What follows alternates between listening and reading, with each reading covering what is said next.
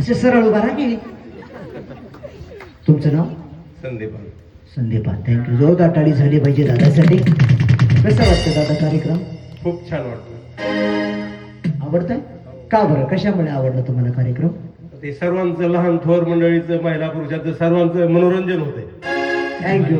प्रत्येकाला त्या स्टेजवर येण्याची संधी प्राप्त होती. कुणामुळे मिळाली संधी ही आपल्याला? बबनराव आंधळे यांनी हा स्तुत्य उपक्रम राबवला गावामध्ये आणि सर्वांना या स्टेजवर येण्याची संधी उपलब्ध करून दिली. खूप छान वाटलं. थँक्यू. जोरदार टाळी झाली पाहिजे सरांसाठी. बर, तुमचं लव्ह मॅरेज की अरेंज मॅरेज? दोन्ही म्हणलं तरी चालेल. अरे पण आम्ही काय समजायचं? ती समजा नाही. बरं, ठीक आहे. म्हणजे हे आधी अरेंज होतं का आधी लव्ह होतं? आधी अरेंज होतं पुन्हा लव बी होतं. ते म्हातारा लईच फुटाण्या बाजे बरं. खाली बसलोय, पुढं बसलोय, हळूच बोलते. आता म्हणतोय खरं सांग. आता प्रेम ह्यांचं आणि हे म्हणते खरं सांग. तुमचं सांगा, तुमचं खरं काय? आ इकडे इकडे वर या, वर या.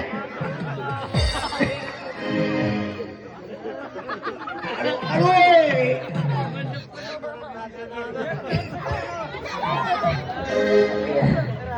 आता तुम्हाला मी म्हटलं तुमचं काय, तुम्ही हे असं काय केलं?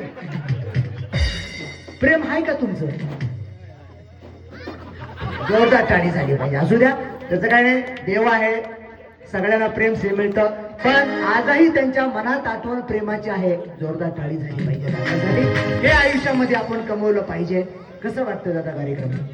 एकदम झालं. फ्रेश फ्रेश झालात का? क्वार्टर टाकून का कार्यक्रम बघून? बघून कार्यक्रम.